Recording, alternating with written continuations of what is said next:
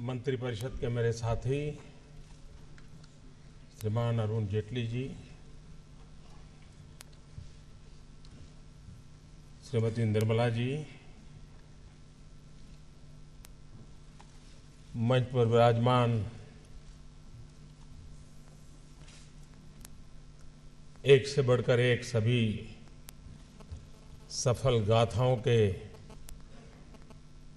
रचयिता और मेरे सामने उपस्थित एनर्जेटिक इंडिया के सभी नौजवान साथियों,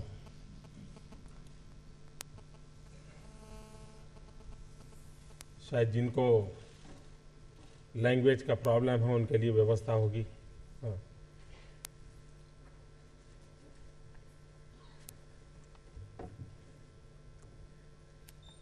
आज सैटरडे है। सरकार का स्वभाव छुट्टी का होता है।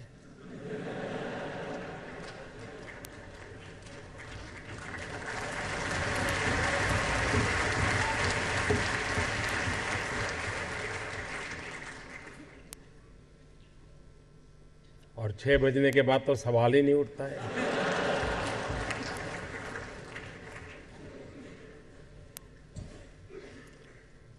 अगर कोई आपको पूछे फर्क क्या है तो फर्क यही है।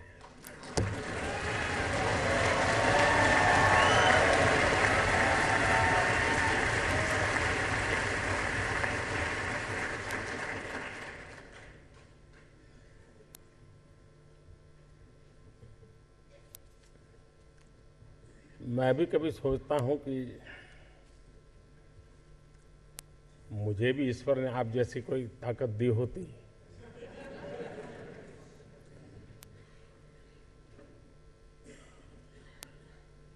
जब रितेश को सुन रहा था तो मुझे विचार आ रहा था कि एक चाय बेचने वाले ने होटल चेन का विचार क्यों नहीं किया।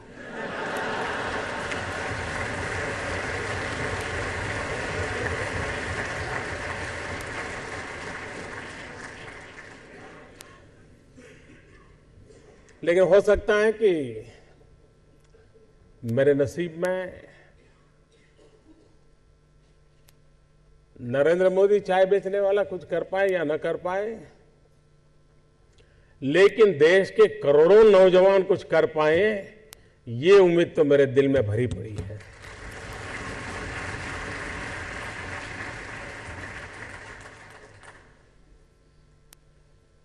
जब मैंने 15 अगस्त को लाल किले से कहा startup India, stand up India, तो ऐसे ही हवा के झोंके की तरह बात आई और चली गई, कहीं रजिस्टर ही नहीं हुई। लेकिन आज शायद 100-125 दिन के बाद अब ये रजिस्टर होगी कि स्टार्टअप इंडिया है क्या।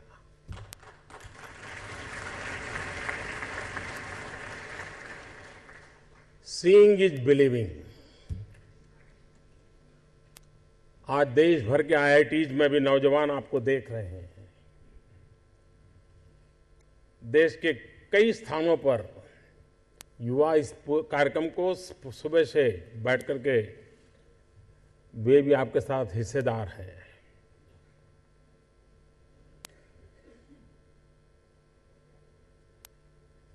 ज्यादातर लोगों को लगता है कि सरकार ये करेगी तो ये होगा, सरकार ये करेगी तो ये होगा। मेरी सोच थोड़ी अलग है। मेरी सोच ये सरकार ये न करेगी तो इतना सारा होगा।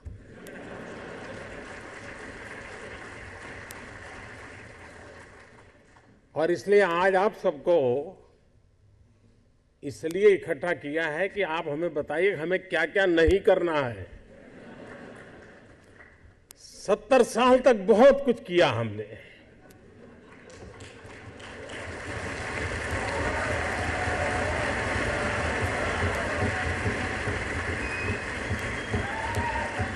और हम कहां पहुंचे।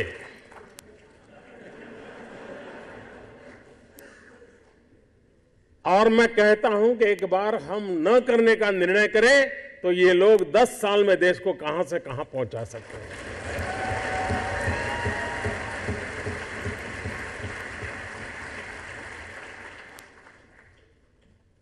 देश के हर इंसान के दिल में एक ख्वाब होता है। उस ख्वाब के साथ उसके मन में कुछ विचार भी होता है, आइडियाज भी होते हैं। कुछ लोगों के आइडियाज हर दिन पैदा होते हैं और शाम होते होते बाल मृत्यु हो जाता है। लेकिन कुछ लोग होते हैं जो आइडिया के साथ इन्वॉल्व हो जाते हैं, वो उससे बाहर नहीं निकलते हैं और पूरा परिवार परेशान हो जाते हैं कि ये कुछ करता नहीं, बस इसी में लगा रहता है, किसी से बात नहीं करता है, कुछ यार दोस्तों से नहीं मिल रहा है, क्या हो गया है इसको, कहीं पागल तो नहीं हो गया। लेकिन वही एक दिन कुछ कमाल करके दिखा देता है, तब पूरे परिवार को लगता है नहीं साहब, इसमें तो पहले से ही ऐसा था।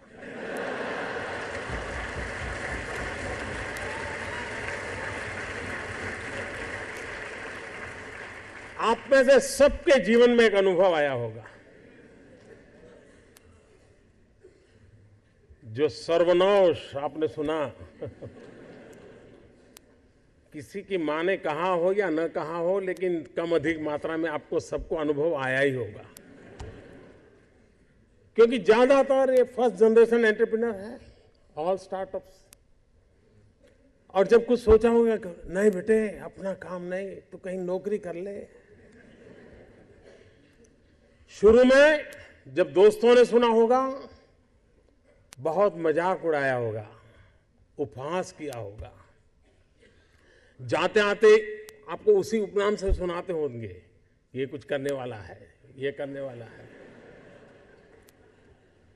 फिर एक पल आया होगा, सारी दौर विरोध हुआ होगा, सब दौर परिवार के लोगों ने विरोध किया होगा, नहीं ये नहीं करना है, जाओ कमाओ, नौकरी कर लो, देखो उसका पहचान है, वो नेताजी को जानते हैं, जाओ उसको मिल लो।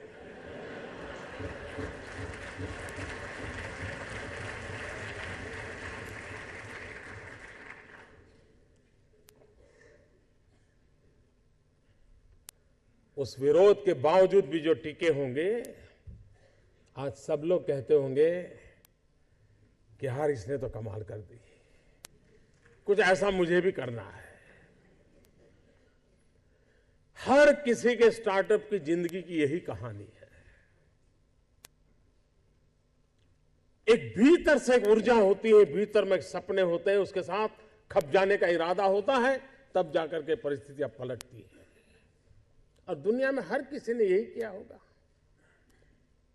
कभी आज हम सोचें कि 1423 आई थिंक 1423 कोलंबस जब निकला होगा, क्या मिलने वाला था?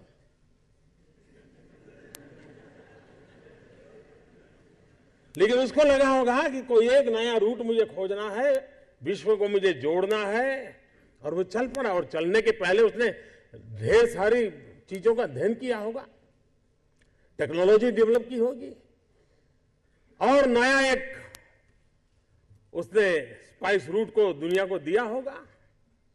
आज जो स्पेस में काम कर रहे हैं, शुरू जब हुआ होगा तब लोग मजाक उड़ाते होंगे, यार ये क्या कर रहे हैं। हर चीज की कहीं शुरुआत होती है, तो जो करता है उसी को दिखता है क्या होने वाला है, औरों को वही दिखता है कि ये पागल है। और इसलिए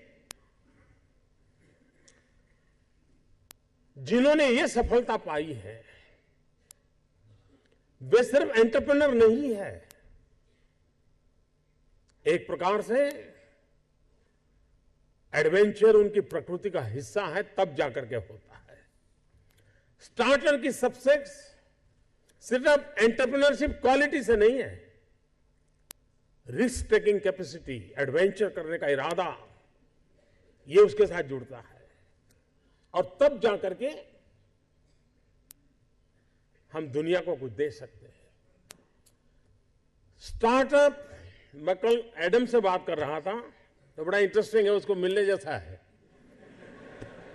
उसको हिंदुस्तान की स्पिरिचुअल दुनिया में बड़ा इंटरेस्ट है, लेकिन उसने मुझे एक बात अच्छी बताई। वो कह रहा है जो पैसे कमाने के इरादे से आता है वो कभी स्टार्टअप कर ही नहीं सकता है।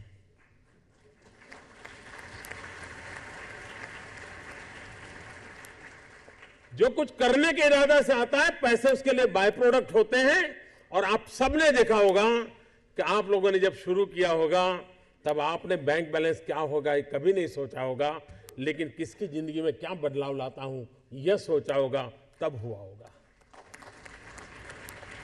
उबेर कुबेर बन गया।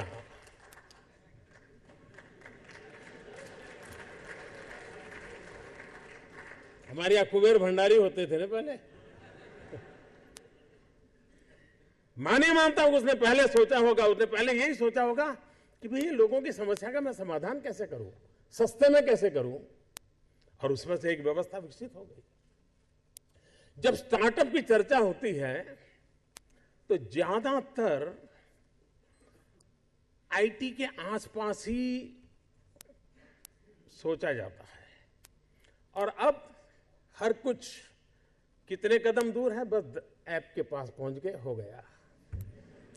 हर समस्या का समाधान ऐप।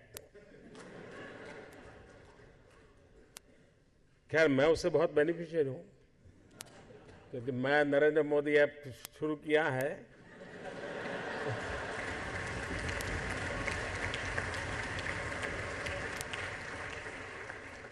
मुझे इतने नए युवा विचार मिलते हैं, इतने लोगों से जानने को मिलता है, और मैं आपसे भी आग्रह करता हूं, देश भर के इस प्रकार के स्टार्टअप और दुनिया भर के लोगों से मैं कहता हूं, आप मेरे ऐप के साथ जुड़ करके आपकी सक्सेस स्टोरी बताइए, मैं दुनिया को बताऊंगा।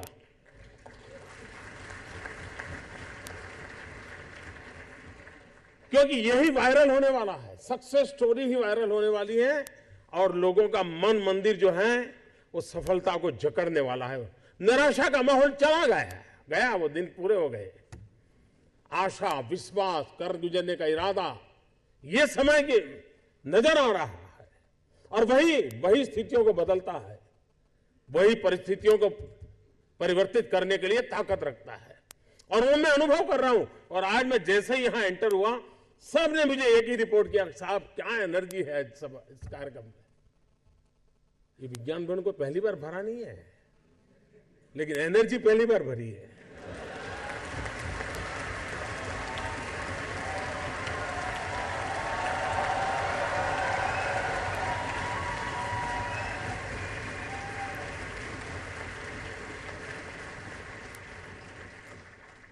और ये सभागृह में भले एनर्जी होगी, लेकिन ये पूरे हिंदुस्तान के नौजवानों के मन मंदिर का प्रतिबिंब है। यहां पर उनकी आशा आकांक्षाओं का प्रतिध्वनि है यहां पर। और उस अर्थ में इसका अपना एक महत्व है। जो ऐप बनाता है या जो स्टार्टअप की दुनिया में एंटर होता है या कोई नई चीजों को इनोवेट करता है, उसके मूल में कुछ नया करने का इरादा होता है, एडवेंचरस नेचर होता है, हर चीज की गहराई में जाने का स्वभाव होता है, लेकिन सबसे बड़ी बात होती है उसके अंदर एक संवेदना होती है। बहुत कम लोग इस बात को अनुभव कर पाएंगे। उसके अंदर एक संवेदना होती है, और जब वो कोई बुरे हाल देखता है, कोई समस्या देखता है, वो उसे सोने नहीं देती। समस्या उसकी नहीं है, किसी और की है, लेकिन वो उसे सोने नहीं देती है। उसका मन करता है मैं कोई रास्ता खोजूं, मैं कुछ करूं इसके लिए। मैं अभी बाहर आपका वर्चुअल एग्जीबिशन देख रहा था, वहां मुझे एक सिंपल चीज किसी ने बताई। एक ऐसा ही पैड था हार्डबोर्ड का, और बेल्ट था। अब इतने बड़े स्टार्टअप की दुनिया में उसको कहाँ रखा होगा वहाँ। मैंने पूछा, बोले साहब हमारे देश में बहुत सारे एक्सीडेंट होते हैं। एक्सीडेंट होने के बाद जो इंजर्ड व्यक्ति है उसकी हड्डी तो टूटती है, उसको ले जाना है, तो मेडिकल सर्विसेज के लोग आए हैं, तब तो क्या करें? तो उन्होंने एक हार्ड बोर्ड पे एक सामान्य चीज बनाई है, उसके पैर के नीचे लगा दो पट्टी, कैसे बांध दो सब उस पर लिखा हुआ है। बोले कोई खर्चा नहीं है। अब इसका मतलब कि उसके दिल में आग लगी होगी एक, कि एक्सीडेंट होता है बेचारा कितना परेशान होता है, ले जाते ही दो हड्डियां और टूटती है। उसमें से उसने सोचा और वो एक इनोवेशन बन गया। किसी के लिए जो दर्द होता है, जो हमें दुआ देने की ताकत दे या न दे, हमारे भीतर एक ऐसी अवस्था पैदा करती है जो इन लाखों करोड़ों के दर्द को दूर करने का कारण बन जाती है, और तब स्टार्टअप होता है। और इसलिए आपका ये स्टार्टअप का अभियान, ये बैंक बैलेंस और रुपये पैसे कीर्ति उसके साथ जुड़ा हुआ नहीं है। जन सामान्य को समस्याओं से मुक्ति दिलाना, सुविधाओं को सरल करना, इस एक महत्वपूर्ण काम को करने की ताकत रखता है। और इसलिए अगर हम हमारे आसपास बारीकी से देखें तो हमें लगेगा यार, भगवान ने जो बुद्धि दी, मैं पढ़ा हूं, मैं टेक्नोलॉजी जानता हूं, मैं सोचूं इसका समाधान, मैं खोजूं कुछ, और फिर वो शुरू कर देता है। हर कोई सामान्य मानवी क्या करेगा? बेचारा उसे जूझेगा, या तो व्यवस्था को कोसेगा, कहेगा ये नहीं किया, वो नहीं किया, डिकना नहीं किया, खुशी हो गई, मीडिया वाला होगा तो रिपोर्ट कर देगा, समस्या के वैसे वैसे रह जाएगी, समस्या वैसी की वैसी रह जाएगी। लेकिन जिसके मन में ये जो चेतना पड़ी हुई है, वो उसका उपाय खोजेगा और वो स्टार्टअप को कारण बनता है। अब यहां इतने नौजवान हैं, मेरे मन में आता है कि आप लोग सोचिए, हमारे देश का किसान इतनी मेहनत करता है, इतनी मेहनत करता है, और जो अनाज की पैदावार होती है बहुत मात्रा में वो वेस्ट जाता है, बर्बाद होता है। अब पुराने जमाने के इंफ्रास्ट्रक्चर, उसके लिए पैसे, ये व्यवस्थाएं, क्या मेरा कोई नौजवान उस पर दिमाग लगा करके ऐसी व्यवस्थाएं विकसित कर सकता है कि जो एफोर्डेबल हो और इतना बड़ा हमारा जो वेस्टेज है वो बच जाए? हो सकता है शायद दुनिया के अनेक गरीब देशों का पेट भर सकते हैं, इतना वेस्टेज जा रहा है। हमारे फल फूल सब्जी, फल पैदा करने वाला किसान पहाड़ियों में रहता है, शहर में आने तक बेचारे का माल खराब हो जाता है। हम वो क्या टेक्नोलॉजी दे, क्या व्यवस्था दे आधुनिक? मैं अभी एक दिन कुछ ये एरेटेड वाटर बना रही कंपनियों वालों को मिला था। मैंने कहा आप इतना बढ़िया बढ़िया बनाते हो, पेप्सी और कोला और न जाने क्या क्या है, मुझे नाम भी मुझे मालूम नहीं, क्यों ना आप 2%, 5% नेचुरल फ्रूट जूस कंपलसरी उसका हिस्सा बना दे। हिंदुस्तान के हर किसान जो पैदावार करता है अपने आप बिक जाएगी। अगर इस पर कोई सोचे, आप देखिए आज हमारे ही देश के वैज्ञानिकों ने फार्मास्यूटिकल के द्वारा, हमारे ही लोगों ने वैक्सीन में काम किया। आज दुनिया के अधिकतम देशों में अधिकतम गरीब लोगों को सस्ते में सस्ता, बालकों को अगर वैक्सीन कहीं से पहुंचता है तो भारत के वैज्ञानिकों के द्वारा किया हुआ पहुंचा।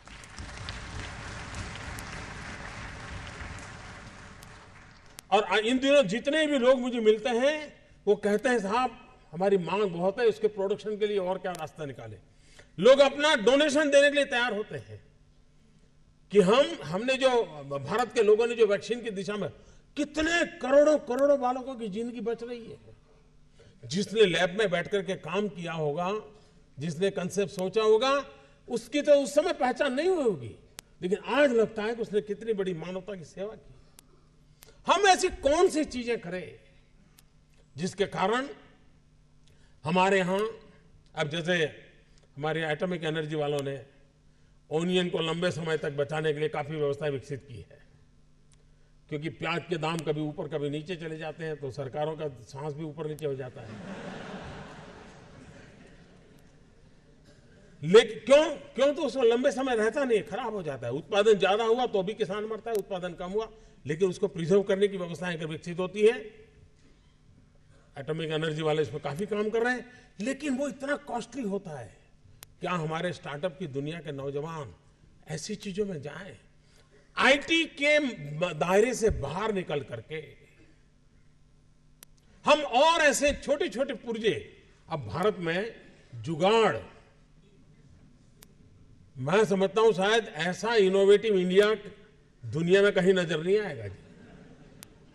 आप हर व्यक्ति के पास कोई न कोई इनोवेशन है। मैंने ऐसे लोग देखे हैं कि बिजली नहीं है तो अपनी मोटरसाइकिल से पंप चलाते हैं और पानी निकालते हैं और खेत में पानी पहुंचा देते हैं। उसने अपने तरीके से ढूंढा होता है। ऐसे जुगाड़ करने वाले लोगों की कमी नहीं है, लेकिन वो जुगाड़ करता है, अपनी व्यवस्था को संभाल लेता है। लेकिन अगर हमारे पास उस प्रकार की दृष्टि हो, दर्शन हो, देखे तो हमें स्पार्क होता है, यार इसको मैं स्केलेबल करूं, ऐसी एक व्यवस्था में बना दूंगा। हम जब मेक इन इंडिया कहते हैं तो मेक फॉर इंडिया भी है, क्योंकि 125 करोड़ का देश है, इतना बड़ा मार्केट है। लेकिन हम चाहते हैं कि वो फुल प्रूफ कैसे बने, आसान कैसे हो और सामान्य मानवी के लिए वो इजीली एक्सेसिबल कैसे हो। ये अगर व्यवस्थाएं देने में हम सफल होते हैं, और मैं मानता हूं कि हमारे देश का नौजवान हमारी अपनी समस्याओं को, यहां किसी ने कहा कि मैं अगर उस देश को, उसकी समस्याओं को समझूंगा, शायद तिवारी ने कहा, मैं अपनी समस्याओं को समझूंगा तब जाकर के मुझे रास्ते खोजने का सूझेगा। और ये जितना हमारा बढ़ेगा, देश के विकास के लिए बहुत संभावना है। उन संभावनाओं को लेकर के, छोटी छोटी आवश्यकताओं से लेकर के बड़ी बड़ी, और स्टार्टअप का मतलब ये तो नहीं है कि हर किसी के पास $1 बिलियन का काम हो रहा है और 2000 लोग काम करें, जरूरी नहीं है। 5 लोगों को भी अगर मैं रोजगार देता हूं तो मेरा स्टार्टअप मेरे देश को आगे बढ़ा रहा है।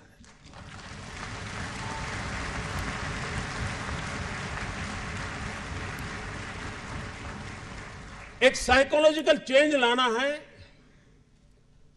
कि यूथ के दिमाग में जॉब सीकर की मानसिकता से उसको बाहर लाना है, वो जॉब क्रिएटर बने। और एक बार उसके दिमाग में आ गया कि मुझे 2 लोगों की जिंदगी को बद संभालना है, वो कर लेगा। हमारे देश में एजुकेशन इंफ्रास्ट्रक्चर पर बल दिया जाता है, टीचर के अपॉइंटमेंट पर बल दिया जाता है, वो काम हो भी रहा है। लेकिन समय की मांग है क्वालिटी एजुकेशन की।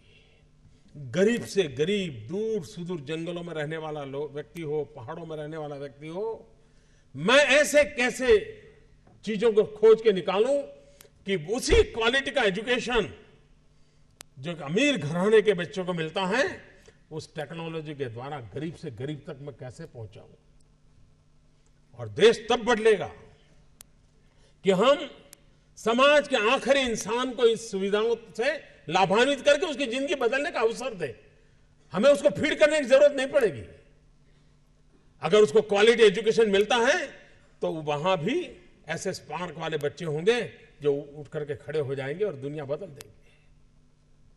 हेल्थ सेक्टर, आज हेल्थ सेक्टर ज्यादातर डॉक्टरों पर डिपेंडेंट कम है,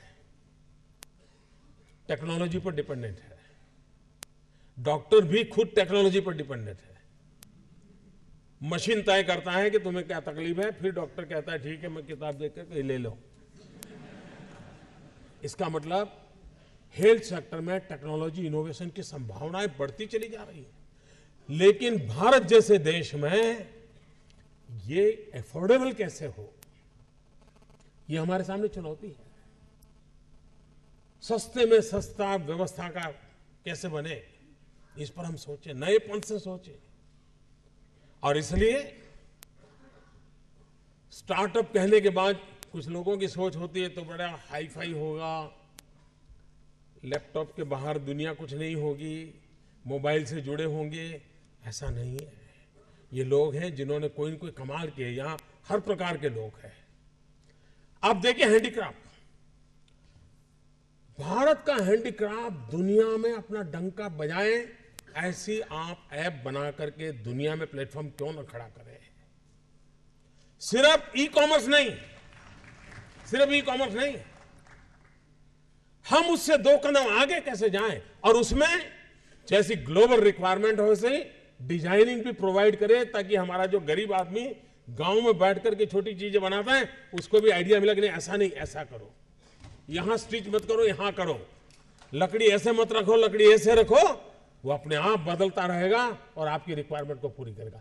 इसके लिए जो कनेक्टिविटी चाहिए ये बड़ी रिक्वायरमेंट है और ये काम आप नौजवानों के दिमाग से हो सकता है। और इसलिए मैं जब कहता हूं स्टार्टअप इंडिया तो मैं मान के चलता हूं स्टैंड अप इंडिया। इसके लिए मुझे अलग सोच करने की जरूरत नहीं है। जिस देश के पास 800 मिलियन 35 से कम आयु के नौजवान हो, जिस देश के नौजवानों के पास टैलेंट हो, हाथ में हुनर हो, अपरंपार सपने हो और पूरी दुनिया में अवकाश ही अवकाश हो, क्या नहीं हो सकता है। आज मैं आईटी प्रोफेशनल से कहना चाहूंगा, विश्व के किसी भी दुनिया के देश के नेताओं से मैं मिलता हूं, दुनिया का कोई भी डेलीगेशन आता है, उनकी जो बातों होती है उसमें एक चिंता हर एक को सता रही है और वो है साइबर सिक्योरिटी। हर कोई परेशान है साइबर सिक्योरिटी को लेकर के। क्या भारत साइबर सिक्योरिटी प्रोवाइडर के रूप में अथॉरिटी बन सकता है? एक बार हिंदुस्तान का ब्रांड का साइबर सिक्योरिटी का सॉफ्टवेयर मिल गया, अब दुनिया की कोई ताकत उसको हिला नहीं सकती। ये कर सकते हैं क्या? मानव जात के लिए चुनौती आवश्यक है, क्योंकि सरफरे लोग तो हैं जो तबाही करने पर तुले हुए हैं, लेकिन हम मानवता को बचा भी तो सकते हैं। हमारे पास इस प्रकार के लोग हैं और ये भी सही है, भारत के पास मिलियंस ऑफ मिलियन प्रॉब्लम है, कोई इनकार नहीं कर सकता है। लेकिन एट द सेम टाइम मुझे इस बात का भरोसा भी है कि बिलियंस ऑफ बिलियन माइंड भी है। अगर मिलियन प्रॉब्लम है तो बिलियन माइंड भी तो हमारे देश में है। हर स्टार्टअप के पीछे कोई न कोई समस्या के समाधान का इरादा रहना चाहिए और जब किसी स्टार्टअप के पास समस्या के समाधान का इरादा होगा तो उसकी संतोष का लेवल भी कहीं कुछ और होगा जी। जब किसी की जिंदगी में बदलाव लाता है तो उसको एक सेटिस्फेक्शन मिलता है। और इसलिए मैं वो कुछ करके दिखाऊं जिसमें मैं जॉब क्रिएटर बनूं, मैं वो कुछ करके दिखाऊं कि जिसके कारण किसी की जिंदगी में मैं काम आऊं, मैं वो कुछ करके दिखाऊं कि मेरे देश को एक कदम आगे ले जाने में मेरा भी कोई योगदान हो। इतना भी अगर सपना लेकर के हम चलते हैं, हम बहुत कुछ कर सकते हैं। आज यहां हमारे सामने एक एक्शन प्लान प्रस्तुत हुआ है। उस एक्शन प्लान की कुछ विशेषताएं हैं जो मैं आपके सामने प्रस्तुत करना चाहूंगा, ताकि आप सुबह से सारी बातें सुन रहे हैं, लेकिन आखिरकार ये भी तो हो कि भाई क्या करके होने वाला है। सबसे पहला मेरा घोष वाक्य है कि सरकार बीच में ना आए, बस बहुत कुछ हो जाएगा।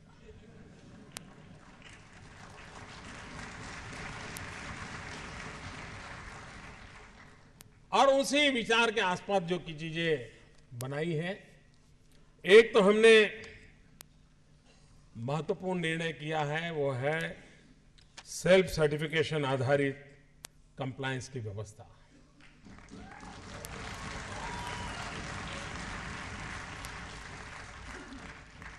स्टार्टअप्स के लिए नौ श्रम और पर्यावरण कानून जो आपको प्रभावित करते हैं के संबंध में सेल्फ सर्टिफिकेशन को हमने इंट्रोड्यूस किया है।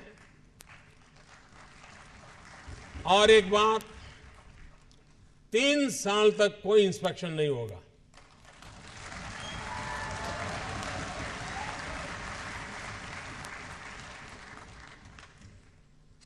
आप समझ सकते हैं कि जब इंस्पेक्टर नहीं आएगा तो कितनी सुविधा रहती है। दूसरी बात है startup India hub, single point contact. ये हम व्यवस्था खड़ी करने जा रहे हैं और हैंड होल्डिंग की व्यवस्था। स्टार्टअप में जैसे इन नौजवानों में एक विशेषता मैंने देखी, इन लोगों से मैं कल से बातें कर रहा हूं, काफी कुछ मैं भी उनसे सीख रहा हूं। हर एक के दिमाग में एक चीज रही है कि वो अपना तो कर रहे हैं, लेकिन गार्डियन के नाते, मेंटरिंग के नाते बहुत अच्छा काम कर, हर कोई कुछ ना कुछ कर रहा है। ये उनका अपना सोशल कंट्रीब्यूशन के रूप में कर रहे हैं। मेंटरिंग के रूप में वो औरों को प्रोत्साहित कर रहे हैं। और इसलिए हैंड होल्डिंग की व्यवस्था, उस पर हम बल देना चाहते हैं। एक मित्र के रूप में, एक सलाहकार के रूप में, एक साथी के रूप में सरकार कैसे आपके साथ काम करे। मोबाइल ऐप और पोर्टल इस वर्ष की 1 अप्रैल से स्टार्टअप्स के लिए ऑनलाइन पोर्टल और एक मोबाइल आधारित ऐप से जरिए संचालित होने वाला एक छोटा सा फॉर्म शुरू किया जाएगा।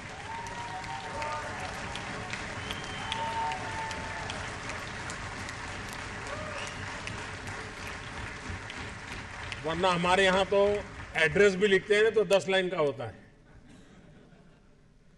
फलाना गांव, फलानी गली के सामने, फलाने मोहल्ले से गुजरते हुए पिछली खिड़की में। मूलतः हम लोगों का स्वभाव हर चीज को बड़ा करना, लंबा करना है। तो इसको एक मोबाइल फोन पर सिंपल सा एक छोटा सा एप्लीकेशन फॉर्म बन जाए, तो उस दिशा में हम काम कर रहे हैं। और इसको रजिस्ट्रेशन की व्यवस्था भी उसी प्रकार से होगी।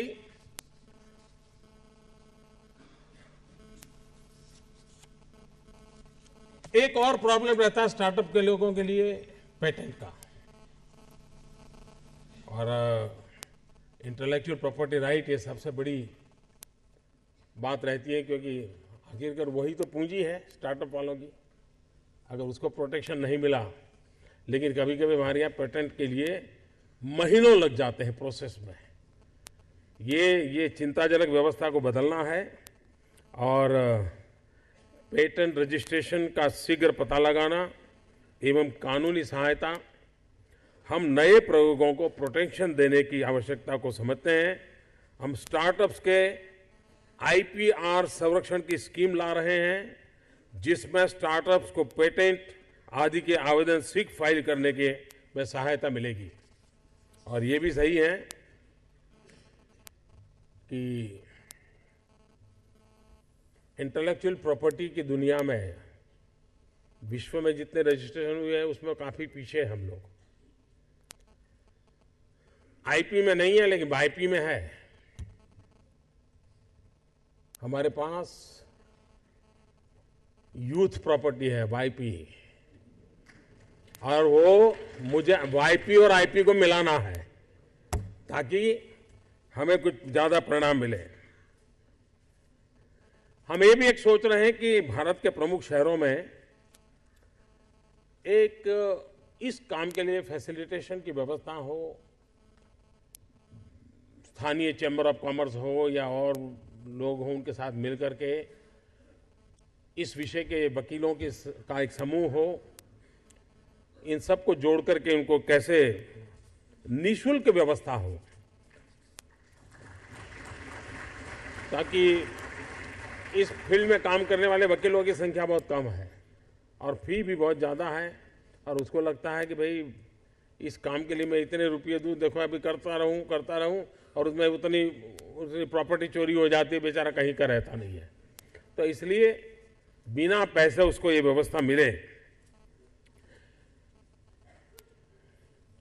उसी प्रकार से फीस में भी आज जो फी है पेटेंट के लिए, उसमें हम 80% रिडक्शन करेंगे।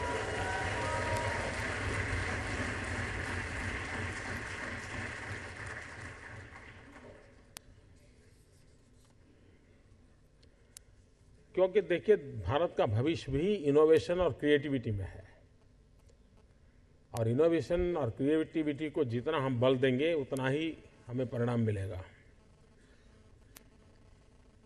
हम स्टार्टअप्स के लिए सार्वजनिक खरीद की शर्तों में भी छूट देने का निर्णय कर रहे हैं। सरकारी खरीद में स्टार्टअप्स को बढ़ावा देने के लिए हम एक्सपीरियंस एंड टर्नओवर के आधार पर स्टार्टअप को छूट देंगे। हमारा देश में क्या प्रॉब्लम है, कोई भी काम है तो पूछते हैं कितना टर्नओवर है, वो कहता है मौका दोगे तभी तो टर्नओवर शुरू होगा, या कोई काम देते बोले कितना एक्सपीरियंस, वो कहता है भाई एक्सपीरियंस की शुरुआत तो करो कैसे। और इसलिए नए के लिए दरवाजे बंद करने की व्यवस्था है।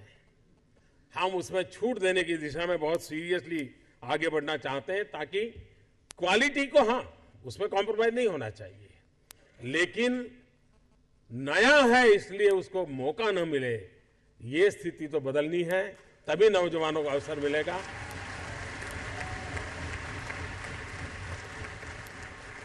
लेकिन मेरा आग्रह है zero defect and zero effect, तो इस पर हम जरूर बल देंगे। एक और चिंता का विषय है, हमारे देश में एग्जिट के लिए कोई व्यवस्था ही नहीं है। एक बार पाइप में आ गए, और इसलिए स्टार्टअप्स के लिए हम सबसे पहले एक एग्जिट की व्यवस्था कर रहे हैं। हम यह भली भांति समझते हैं कि एक विशाल और सफल कारोबार का निर्माण करने के लिए असफलताओं से बचा नहीं जा सकता। असफलताएं होगी, और मैं सबसे ज्यादा असफलताओं के लिए हिम्मत करने वालों को प्रमोट करना चाहता हूं।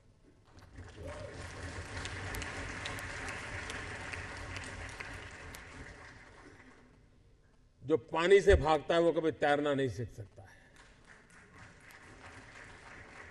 एक बार तो डूबना ही पड़ता है, तब जाकर के तैरना शुरू होता है। और इसलिए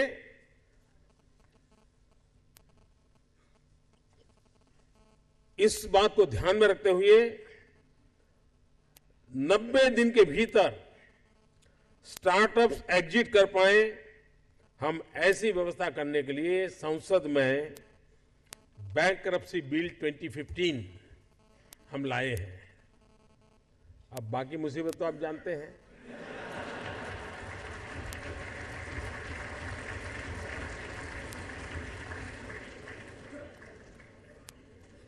अब आप नौजवान अपने ट्विटर फेसबुक की दुनिया में मैसेज दीजिए, काम अटका पड़ा है पार्लियामेंट में।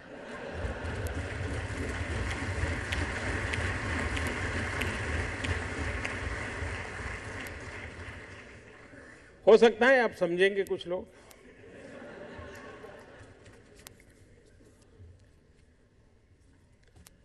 फंड ऑफ फंड्स, स्टार्टअप की वित्तीय आवश्यकताओं को पूरा करने के लिए अगले 4 वर्षों में 2500 करोड़ रुपए की प्रतिवर्ष आवंटन के साथ 10,000 करोड़ रुपए का डेडिकेटेड फंड बनाया जाएगा। वैसे आपने देखा होगा पिछले दिनों इस काम को शुरू किया है।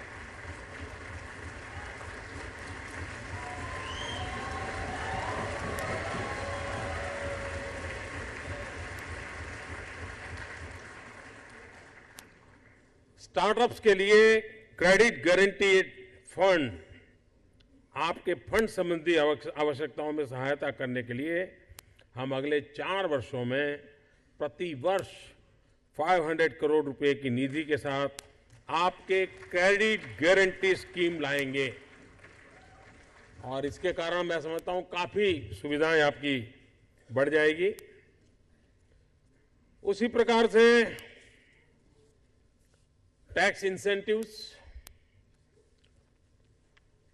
स्टार्टअप्स के लिए वित्तीय संसाधनों को बढ़ाने के लिए हम सरकार द्वारा मान्यता प्राप्त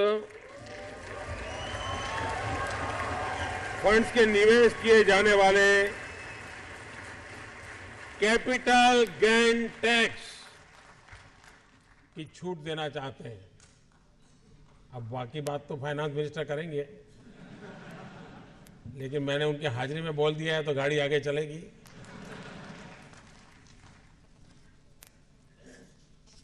कोई व्यक्ति अपनी संपत्ति बेचने से आए हुए धन को अपने ही स्टार्टअप में लगाए तो कैपिटल गेन से उसे मुक्ति दी जाएगी।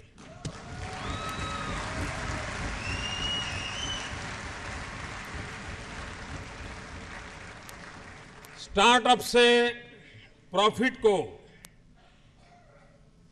3 साल के लिए इनकम टैक्स से मुक्ति दे दी जाएगी।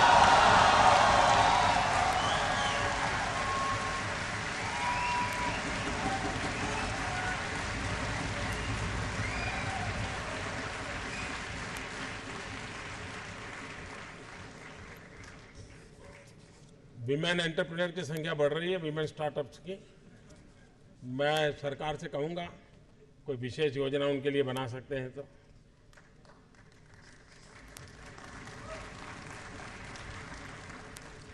हम फेयर मार्केट वैल्यू के ऊपर इन्वेस्टमेंट पर लगने वाले टैक्स से संबंधित आपकी समस्याओं का समाधान भी करेंगे।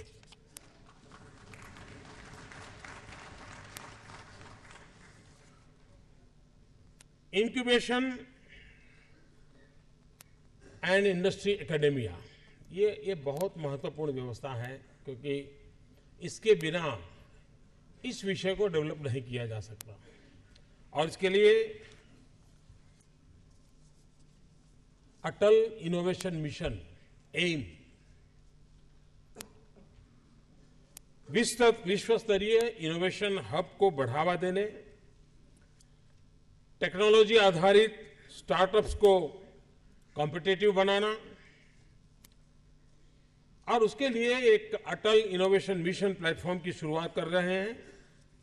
इसका उद्देश्य प्रतिभा उपयोग के उद्यमिता को बढ़ावा देना तथा इंक्यूबेटर्स के नेटवर्क को सुदृढ़ करना। इसके तहत सेक्टर स्पेसिफिक इंक्यूबेटर्स को निर्माण करना है। 500 टिंकरिंग लैब्स तैयार होंगे। प्री इंक्यूबेशन की अलग व्यवस्था की जाएगी। मौजूदा जो इंक्यूबेशन सेंटर हैं उसको और बलवान बनाया जाएगा और स्टार्टअप्स को सीड कैपिटल भी दिया जाएगा।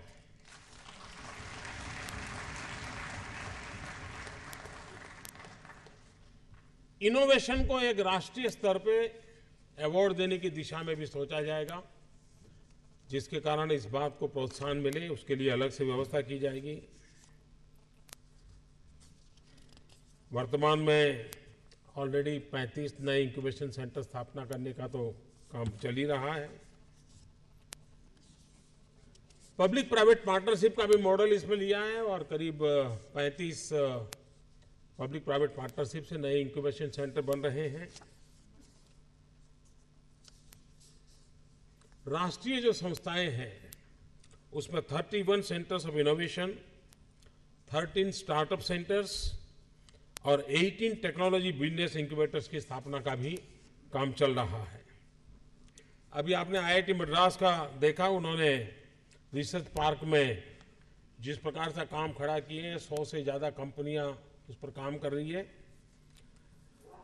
इसी प्रकार से हम 7 और सेंटर खड़े करना चाहते हैं देश में और उसके लिए करीब 100 करोड़ रुपीस भारत सरकार देगी ताकि ये काम आगे बढ़े। बायोटेक्नोलॉजी भी एक बहुत बड़ा क्षेत्र है जिसमें हम जितना बल दें उतना कम है और बायोटेक्नोलॉजी में एंटरप्रेन्योरशिप को बढ़ाने के लिए 5 नए बायो क्लस्टर्स, 50 नए bio incubators, 150 technology transfer offices और 20 बायो कनेक्ट ऑफिसेस बनाने का निर्णय किया है। विद्यार्थियों में भी एक टैलेंट रहती है इस विषय में, इवन स्कूल के बच्चों में भी कुछ न कुछ इनोवेशन का स्वभाव रहता है। इसको बढ़ावा देना है क्योंकि भारत ने इनोवेशन में कुछ न कुछ कर दिखाना होगा। तो छात्रों के लिए इनोवेशन आधारित कार्यक्रम शुरू किया जाएगा, क्योंकि उनके अंदर ये जो स्पार्क पड़ा हुआ है उसको अगर चैनलाइज करे तो देश को बहुत कुछ मिल सकता है। स्कूली छात्रों के लिए इनोवेशन के कोर प्रोग्राम शुरू किए जाएंगे और 5 लाख स्कूलों में 10 लाख बच्चों पर फोकस करके इस काम को बढ़ावा दिया जाएगा।